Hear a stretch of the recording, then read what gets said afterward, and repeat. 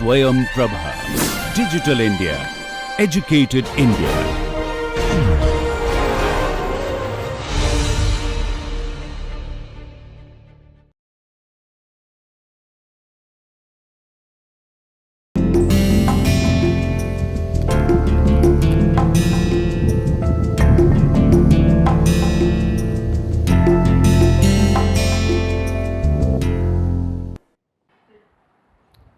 Hello and welcome to Gender and Society. This is a course that is being offered in a series of 20 lectures, and at the very onset I must say that this is a course that is heavily interdisciplinary in nature, which means that there are multiple ways, more than one ways, to actually look at gender, to actually understand gender and to understand society.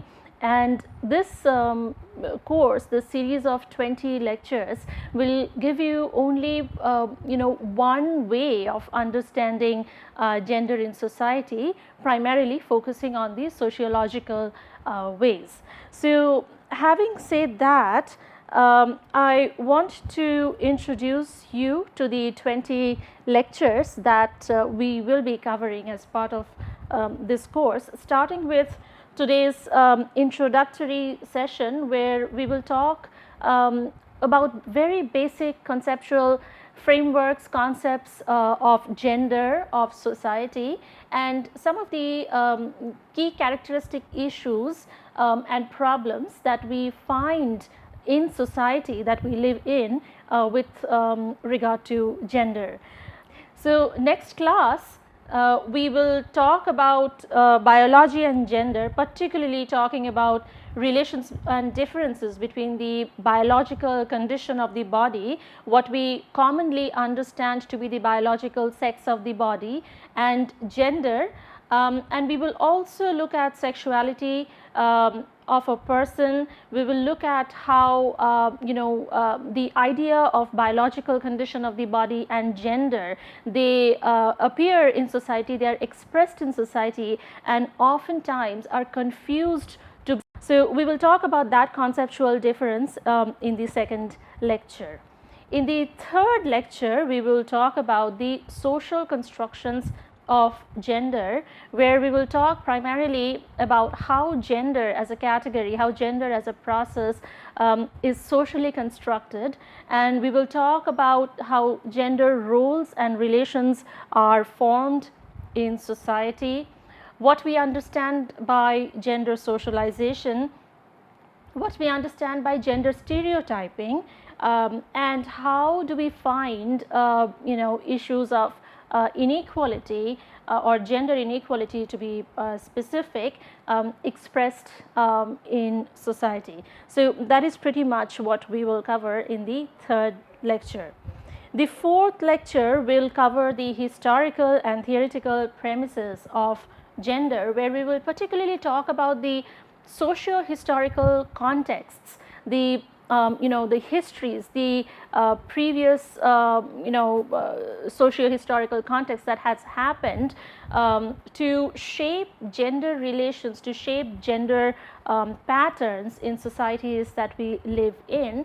So we will talk about colonialism, we will talk about colonial ethnic relations, and we will also talk about gender's intersection with other axes of differentiation, such as race, such as social class. Then we will transition to talking about the history of the women's movement, where we will broadly outline the history of the growth of the women's movement in their particular socio-historical contexts globally, including the women's movement in India.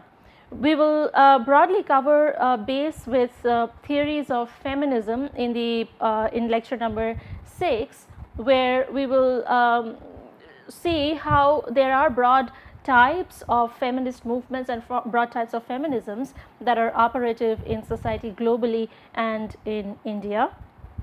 Next, we will transition to ideas of gender and how it is expressed in social institutions such as family and marriage. So, in this lecture and in the next lecture, so lecture 8 and 9, we will talk about ideas of patriarchy, ideas of matrilineage, ideas of kinship and family. So, what are the similarities, what are the connections between kinship and family, and we will talk about the role of technology as it is an emerging way of expression, an emerging field of research, the role of technology in influencing intimate relations such as in family and marriage. Next, we will talk about gender and education, where we will talk about gender and its role in enrollment, curriculum, content, educational content, dropout rates, dropout histories, and history and recent trends in women's education. For gender and health, we will cover socioeconomic determinants of health, issues and gender dimensions of infertility, and will focus on reproductive health care. And we will continue talking about that in lecture number 12, technology and healthcare. That is how the role of technology influences contemporary healthcare in India and across the globe. In lecture number 13, we will explore the ideas of normativity, subversions, and queer identities, where we will talk about queer theories, issues of the rights of sexual minorities and transgender in India and globally. Lecture 14, we will talk about representation of gender in culture and media, where we will talk about approaches to read gender in literature and consumption of literature, culture, media, and how gender actually manifests itself, and we find patterns of gender in these spaces. Lecture 15, we will talk about gender ecology and the environment, where we will examine relationships of gender, particularly how gender is expressed with relation to the earth, the non-human nature, and human beings. So, we will explore that interconnection between the non-human and the human through this lecture.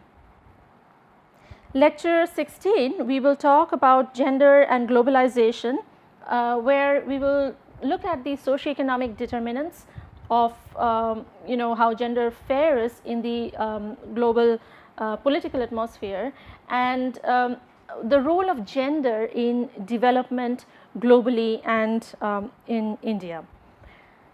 Lectures 17 and 18 will discuss the various research methods, qualitative and quantitative, that we can engage in and frame research focusing on gender in society, and we will discuss research design, strategies and goals using specific methodologies.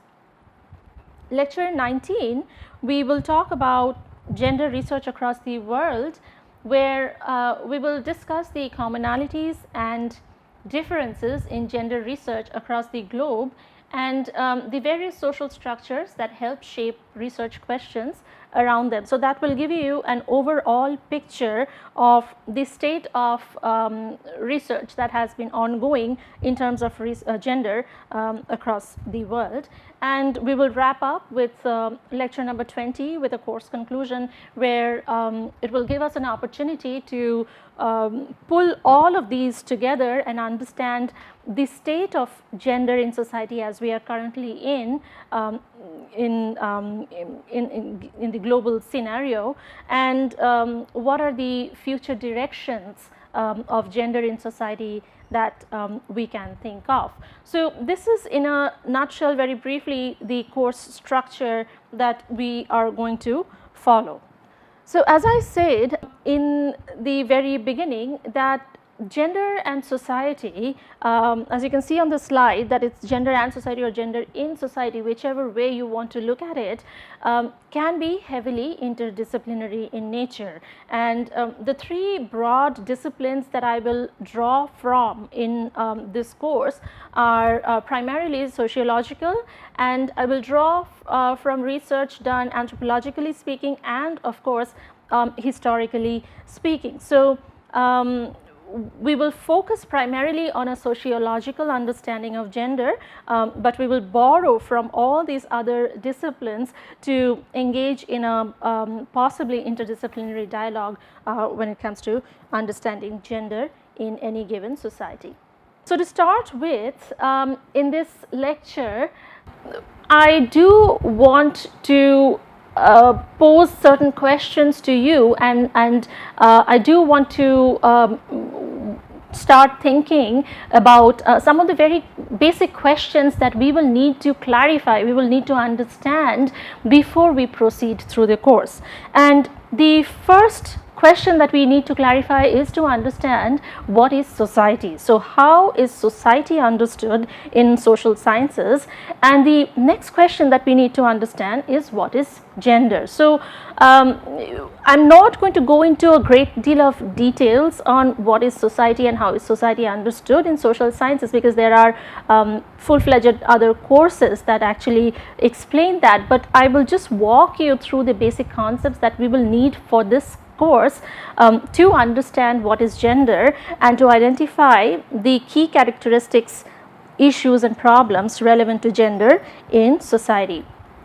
So, for the uninitiated, so for those who are not probably familiar with the field of sociological understanding, the field of sociology, sociology is this scientific study of human behavior in society, and that is pretty much what we are planning to do here, is to understand particular human behavior in any given society in a scientific way, in a scientifically answerable way. So, that is in a nutshell how we understand sociology. And just to give you a few basic facts of what we would be aiming for to understand, that sociology is about understanding humans as social beings. So, human beings like to be in communities, human beings like to be in groups, they like to be in societies, and so they have evolved as social beings. So, human beings are social beings, and that is one of the starting points for us to understand gender in society.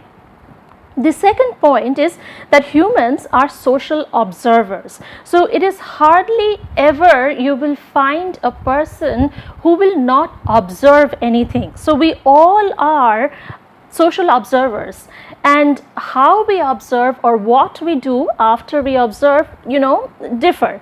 But then we as social beings, we are all social observers, and humans have their social location. So, this term needs a little bit of explanation.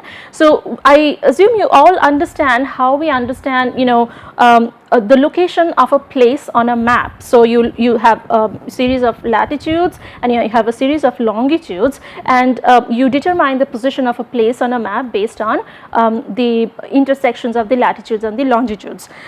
Social location is kind of that, only that it is determined by the points of intersection with the axis of differences, social differences. For example, gender, age, education, religion, nationality, marital status. So, all of these are called the axis of differences, and they determine a person's social location at that given point of time and in that given space. So, we will build on this concept of social location over and over again through the rest of the course. I just wanted to introduce the concept, the term to you, so it's easier for you to follow in the next lectures.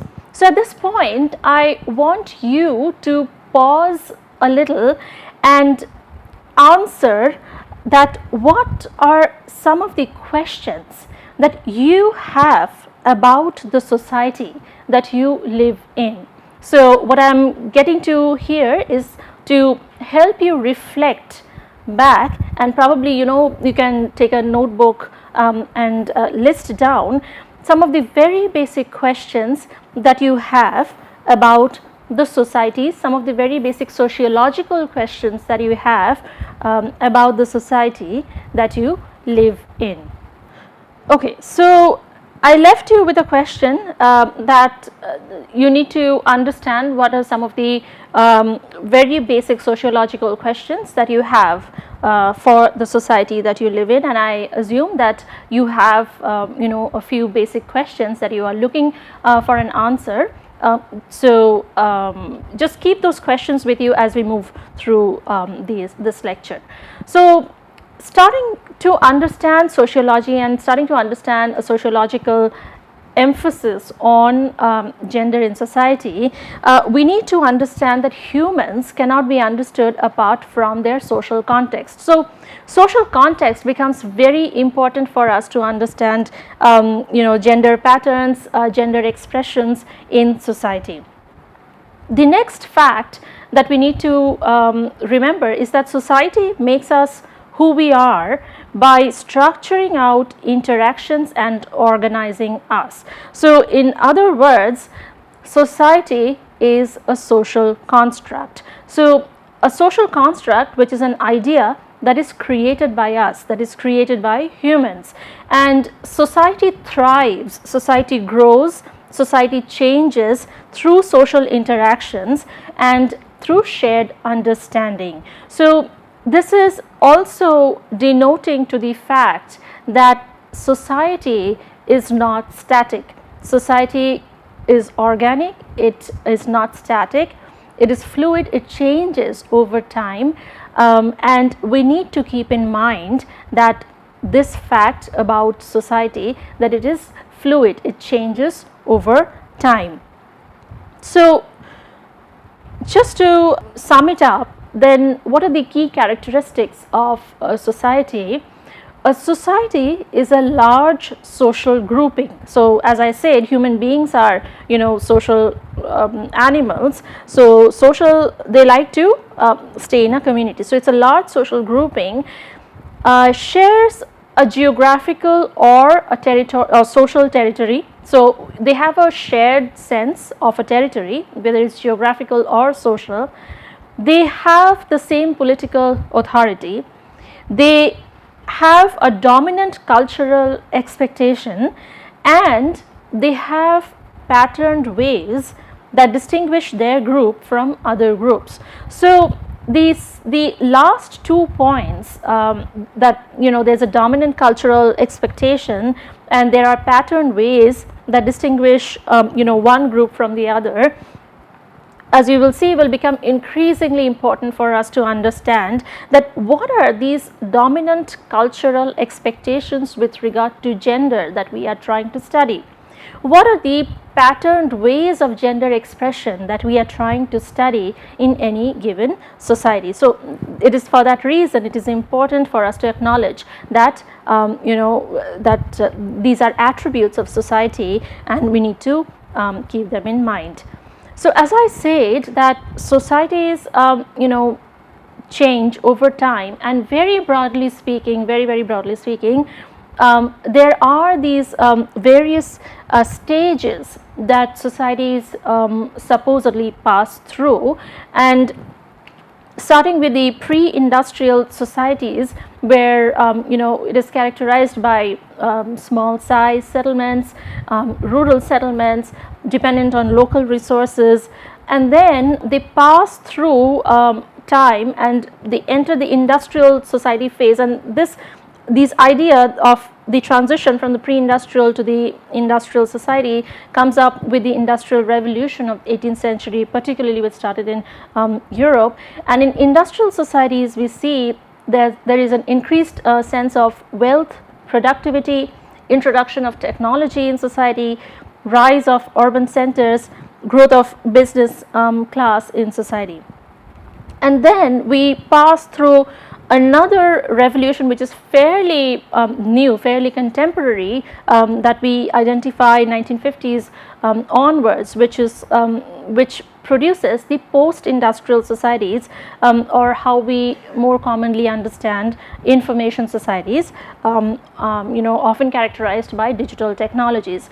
So as you will see, as you have already seen in the set of 20 lectures, that we we have tried to address that social change that societies pass through, and try to understand an important social pattern such as gender through time and space, and keeping in mind that societies evolve through time and space.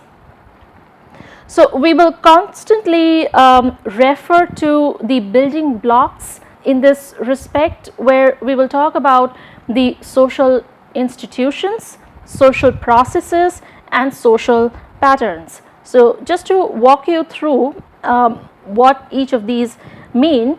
So social institutions would be the principal social arrangements that guide us in society. So we all know that society is comprised of an institution called family, called marriage, called education, called religion, and it is very hard to find a society that doesn't have any or all of these institutions. So these are ubiquitous, so you find them almost in any given society. These are called social institutions. They help social arrangements in society. Next, we understand social processes or social systems, which defines limits on our behavior, our roles in society, determines our status in society, and we find that gender forms a good example in this case, that gender comes up as a process, as a system that limits our behavior, that tells us what we can do and what we cannot do, that defines our roles in society, that determines our status in. But just like gender, gender is not the only example in this case. Just like gender, we have these other processes such as social class, such as caste in the Indian context, such as religion, such as nationality, which actually operate most of the time together to give a person's social location, as I was talking about previously. So it is important for us to acknowledge that these important social processes operative in society, and gender is one of these significant processes.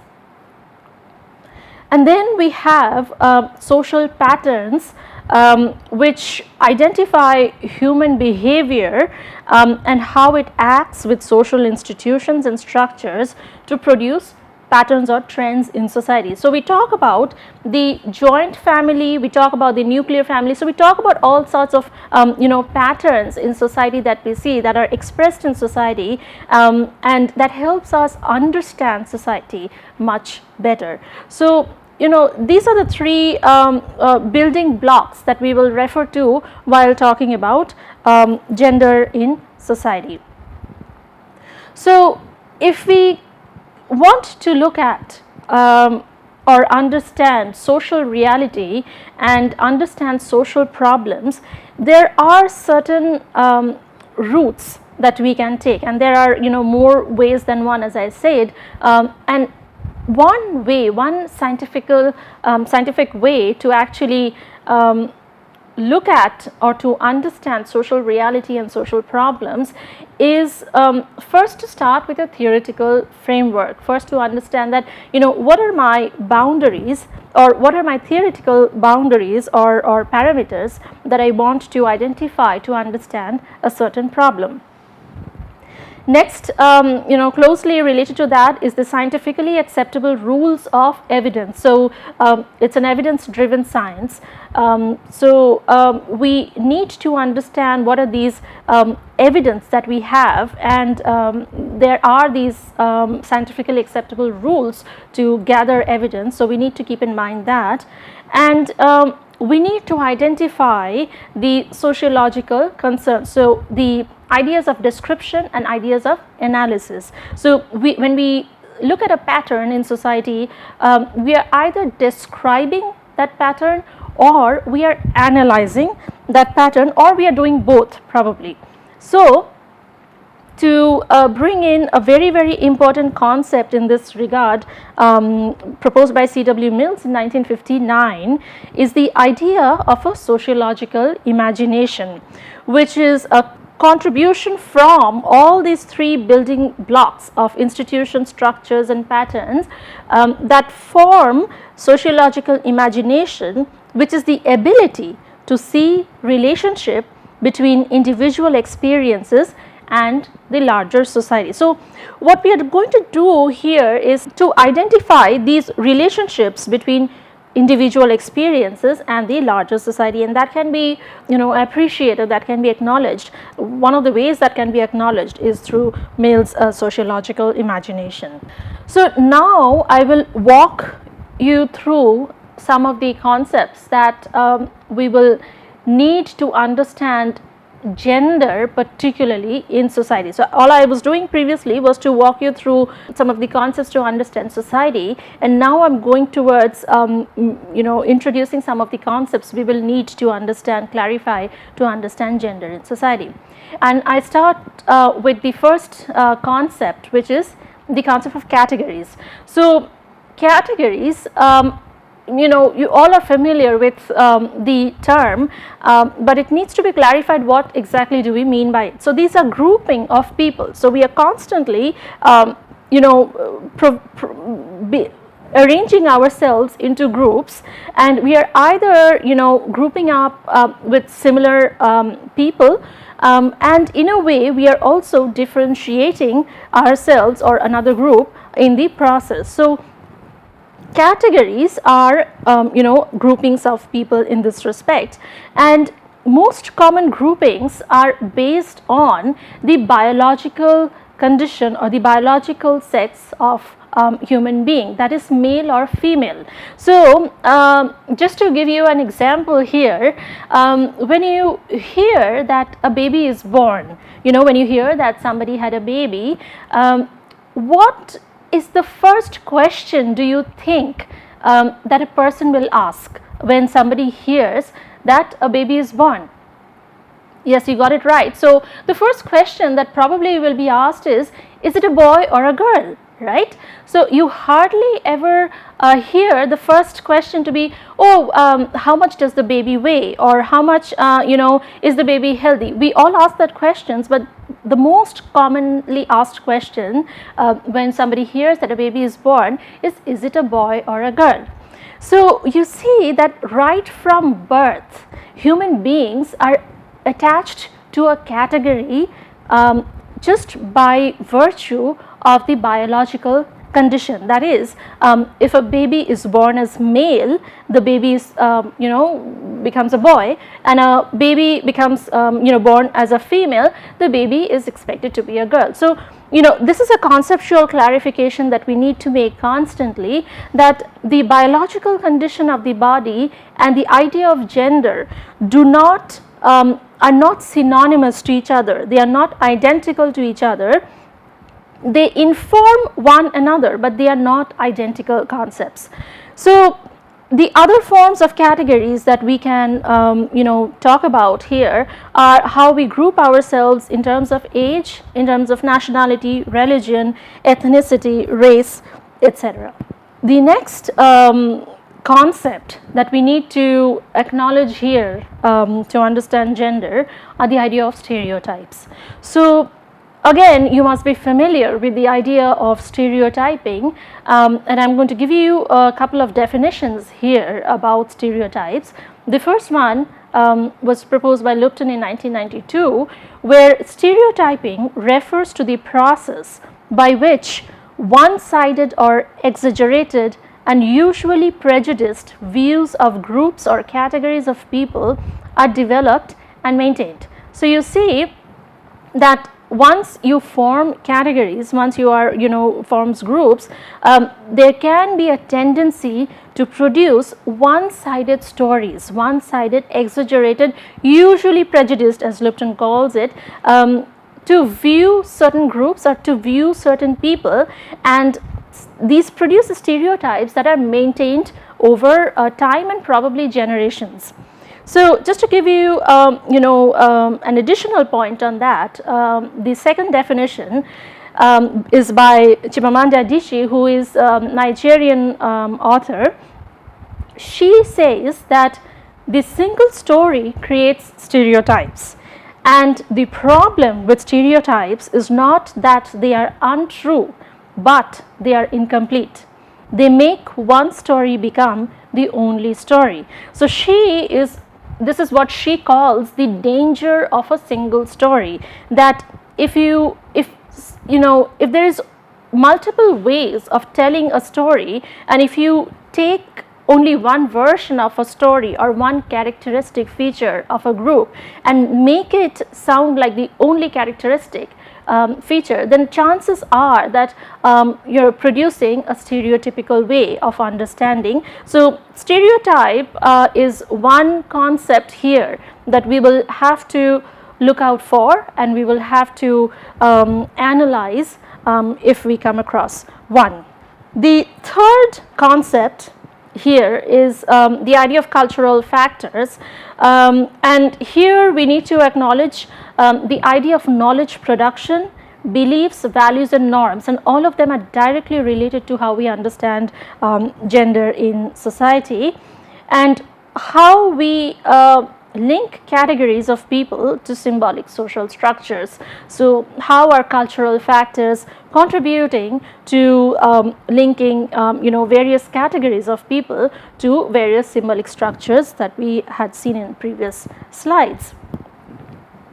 And finally, here we are trying to understand nature of social relationships. So, through gender, through an understanding of gender relations, we are trying to understand social relationships. So, social relationships forms a very important concept for us to keep in mind.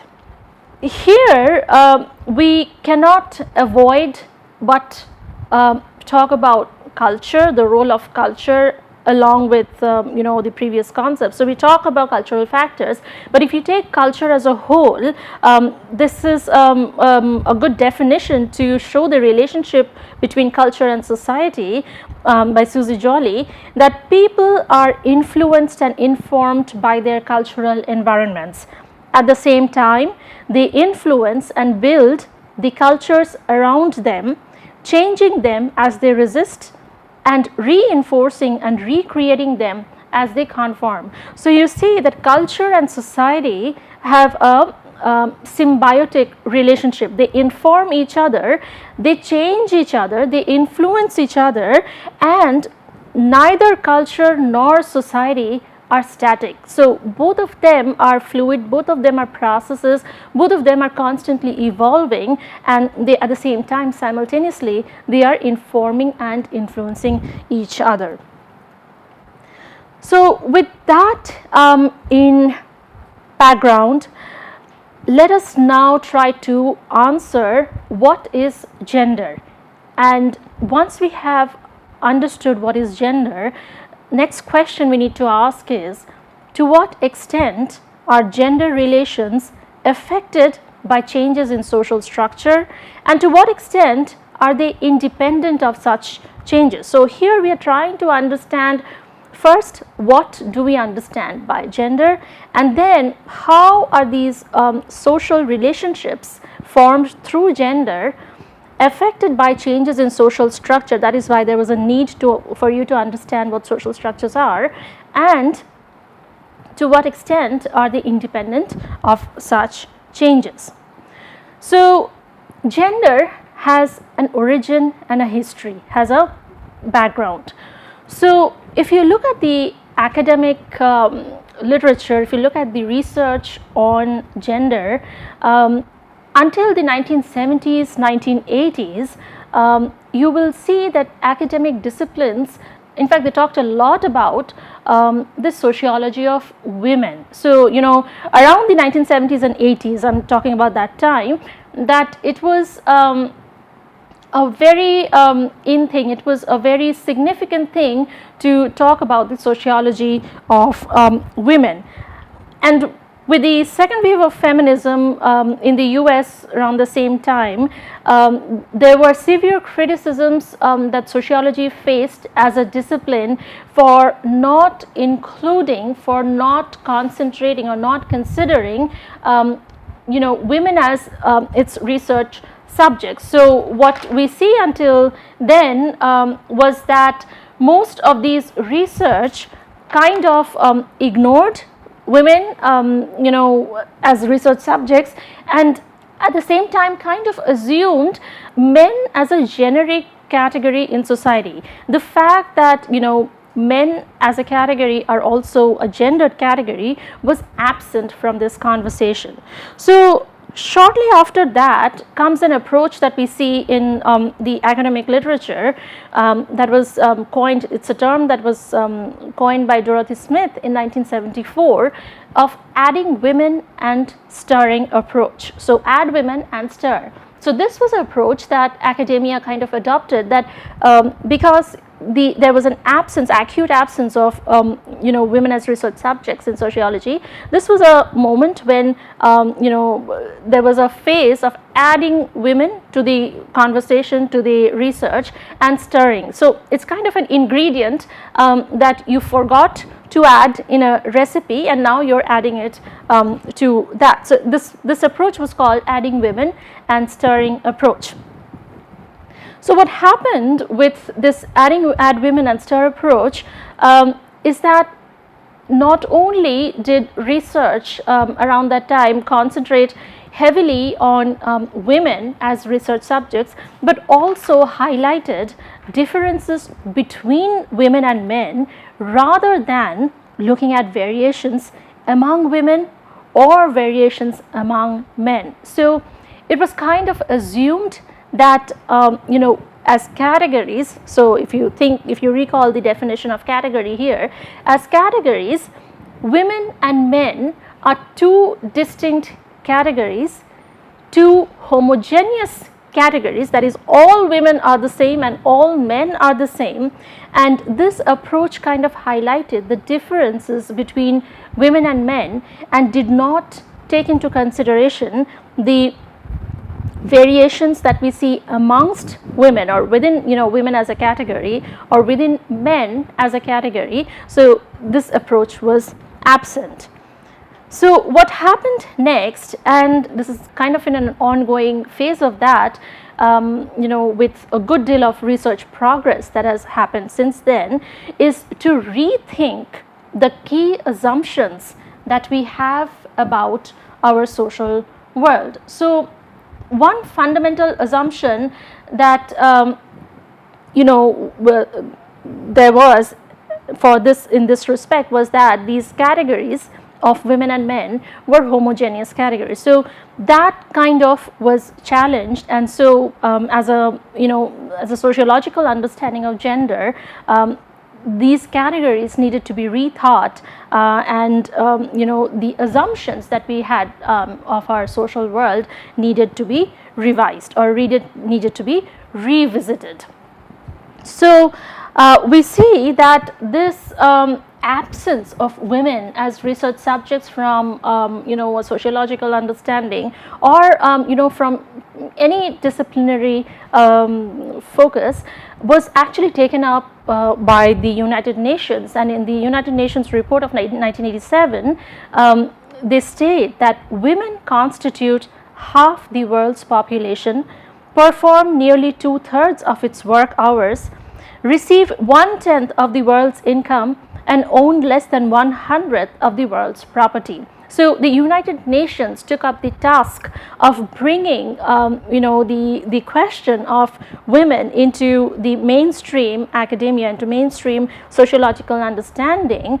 And in July 2010, we see the birth of UN Women, and here you can see the link to the UN Women if you want to go there and take a look, that they are heavily invested, if not solely invested, in attaining gender equality across the world. So this actually became an international issue over time, and it continues to be so in this respect. So given this background, what is gender? So how do we understand gender? What is, if I ask you to define gender, what are the possible definitions that we can produce? So one of the starting definitions that was proposed by Kessler and McKenna in 1978 was that gender is the psychological, social and cultural aspects of maleness and femaleness. As you can see, that it is a good starting point to understand what gender is, but it also can be too narrow to understand, because it puts a lot of weight on, again, the biological condition of the body. So while this is a good starting point, it kind of became a narrow focus. So in 1999, Ridgway and Smith-Lovin actually proposed a definition of gender, where they define gender as a system of social practices that creates distinctions and organizes relations of inequality on the basis of these distinctions. So from a psychological, social, individualistic, attribute of maleness and femaleness, the second definition actually brings gender to a platform of social practices. So it brings gender to a larger level of understanding that it is not just an individual attribute, it is a social process, and it is a social structure, and it is a series of, or a system of, social practices. So it just renders a larger scale to understanding gender as a wider social practice. So to sum up here, we have talked about how the sociology of women made way to the sociology of gender, through time, and with the moving a focus from this, just from the sociology of women to a broader focus of understanding gender, we see a growing literature on men and masculinity. So until until the time that sociology was just, the sociology of women actually operated, we see a complete absence of literature on men and masculinity in society. Not just that, we see that men as a category were the assumed category, were the generic category, and therefore we do not see much literature on men and masculinity until recently, where there's a growing sense of need. So men, in this growing literature, are not seen as an assumed category in society, but as gendered, not as a generic category, which also puts forward a very important idea that gender is relational. So gender is the relationship that people have with one another, and not just the static biological condition that one has.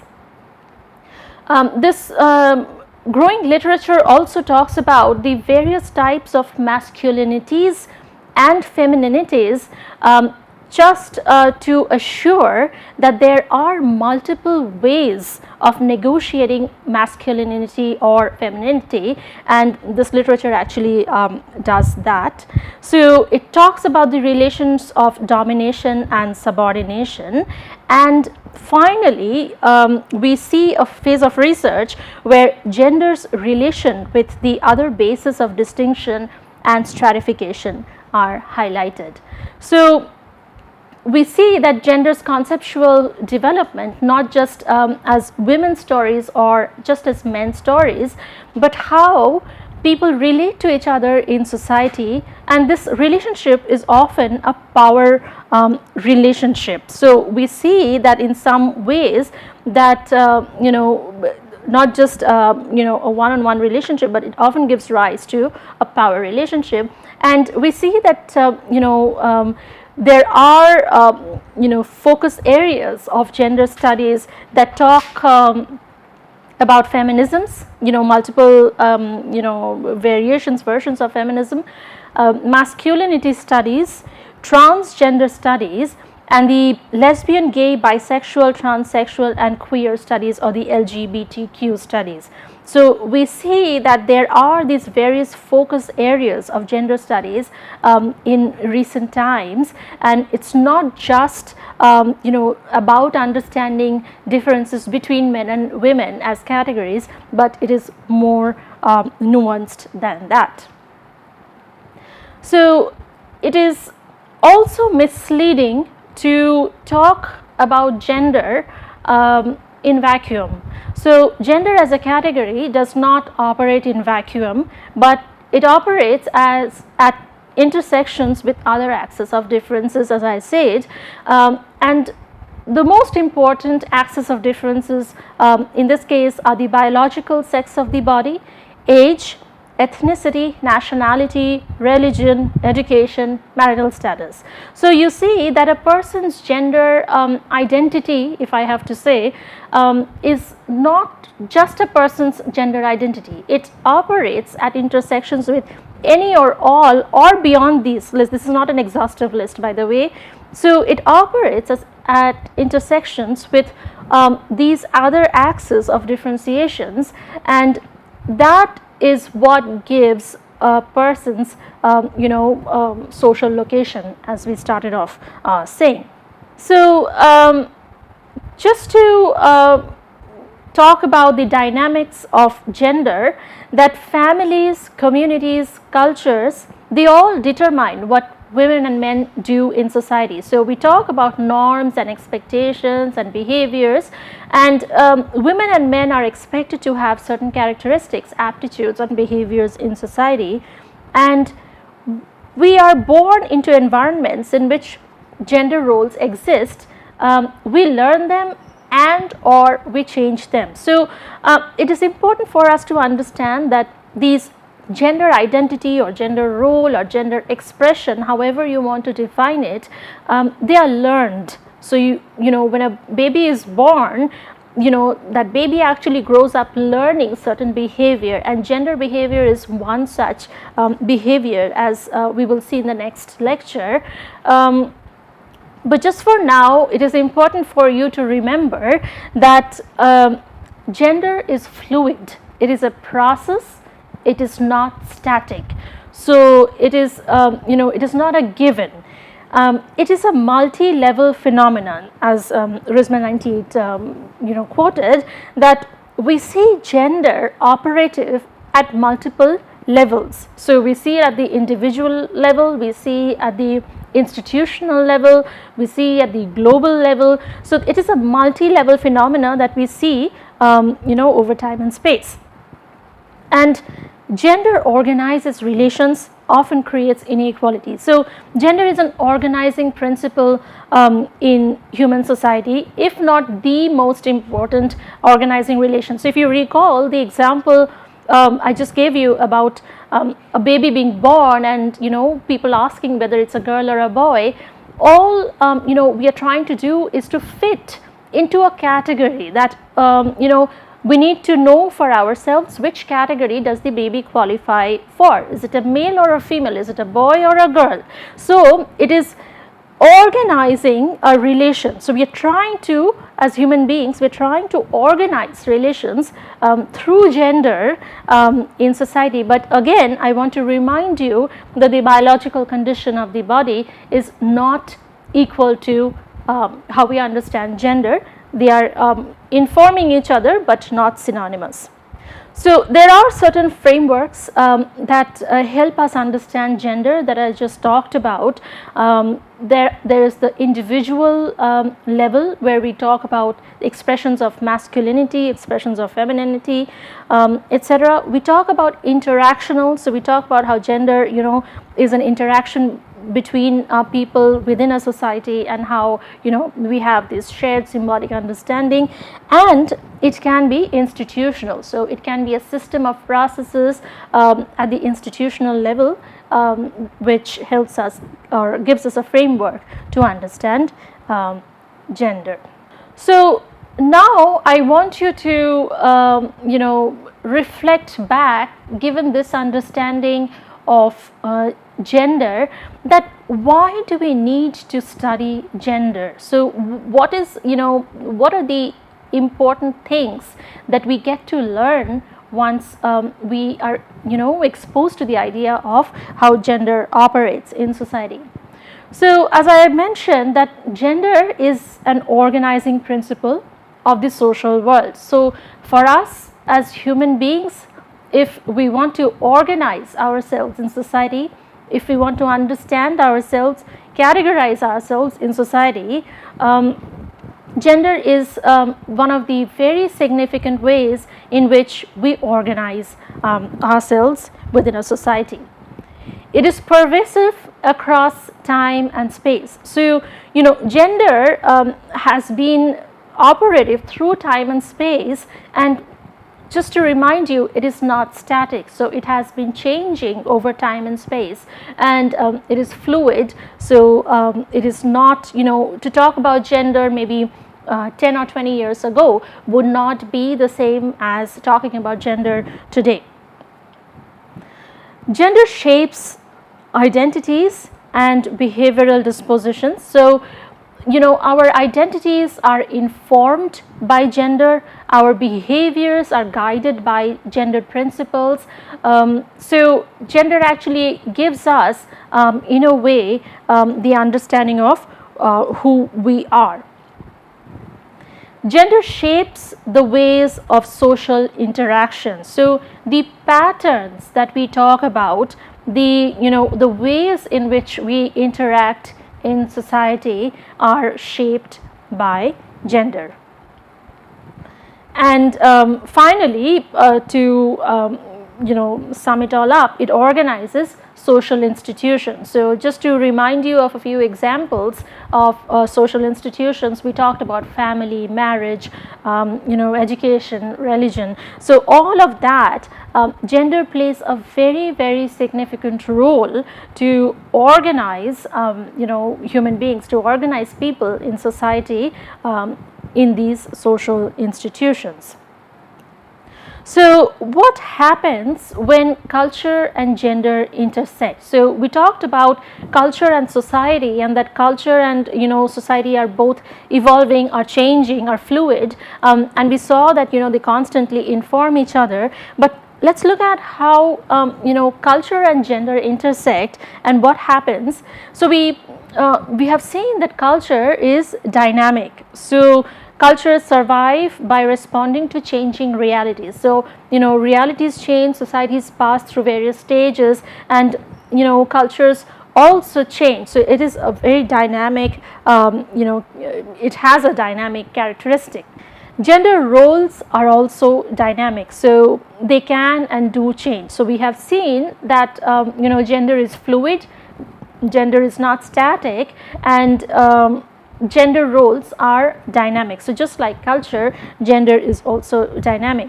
Evolving gender roles are integral to the continuing evolution that each culture undergoes to survive. So it is a requirement that our gender roles evolve to continue the evolution, to continue for cultural survival over time and through space. So it is a requirement that both culture and gender, they evolve over time just to give each other the characteristic that they continue to have. And not surprisingly, culture and gender are impacted by a set of practices and policies, starting with globalization, technology, market, economy, environment, political conflicts, development projects. So all of these actually influence and impact gender and culture, and and it is therefore very important that as fluid as gender is, it continues to be so. There is one more thing I want to introduce to you in this lecture is the idea of knowledge. So we talk about knowledge production. So by understanding that gender is not the biological condition of the body, is not synonymous to the biological condition of the body, you are kind of producing a new sense of knowledge, you are kind of being exposed to the new kind of knowledge. So knowledge can be fluid also. So what is considered knowledge changes over time and across cultures, and the access to knowledge or having a set of knowledge can be a power relationship between people. So just to keep in mind at this point that the idea of knowledge production, the idea of knowledge changes across time, as I just said earlier, that what it meant to be gender, what it meant to understand gender 10 or 20 years ago is not the same to probably understand it now. So the concepts of time and space are very important in this regard. So when we understand time, we are not just talking about the historical chronological time through as we understand it to be. We are also understanding time in terms of its socio-historical contexts, and we are also understanding time with regard to traditional what we call to be the politics of time, which is how we talk about traditional, modern, postmodern. So all these terms that we use are form the politics of time. So when we call something modern, oftentimes something is modern because something else is traditional. So I'm not proposing a binary here, but then it's a relational thing that traditional, modern, postmodern, we say these we use these terms to denote something beyond just description. And then for space, just like time, we are not just talking about geographical space, we are also talking about social space. We talk about gendered space, ethnic space, religious space, and we also talk about the politics of social location. So just to keep in time how keep in mind that how time and space operates. So with this idea of knowledge and morality, it is important for us to understand where we posit ourselves in terms of morality and analysis. So what we are doing here is analysis. So morality is one thing that you have a value laden judgment about good, bad, right or wrong. We are not really doing that here. What we are doing is to analyze or questioning why something exists. So it's kind of analytical approach, and then understand how gender and our knowledge of it is socially constructed. So we need to understand the contradictions in our thinking. We need to identify the categories that we are familiar with, the stereotypes that we are familiar with, the contradictions that we have in our mind, and we need to understand and analyze critically that why that exists. So we talk about equality all the time with respect to gender. So we believe in equality, but I want to ask you, who is that we, and then who is the who do we want equality for? So this is a reflective question when we talk of equality, particularly with terms of in terms of gender, that we believe in equality, but who is that equality that we are aiming for? So is it equality for all? Is it equality for some? So these are the critical questions that you have to constantly battle with and analyze in this course. So I want to conclude with this question for you today, is that given that what we have talked about today, why does gender matter to you is a reflective question that you need to sit back and reflect, that what is it about gender, what is it with regard to gender that matters to you. So what is it about gender in society or gender at the individual level for you, or gender at the institutional level, or gender in society matters to you. So you need to list out these questions and keep them with you for the rest of the course. So as we move through the lectures, you're able to go back to these questions and see if you are able to understand it better. Okay, so if you want to go and take a look at further reading, please take a look at Amy Wharton's Sociology of Gender, the first chapter. That will give you a fair sense of the idea of gender in society. And in the next lecture, we will continue this topic of understanding biology and gender, and what are the points of similarity and what are the points of departure between the biological condition of the body and gender. Okay, thank you very much.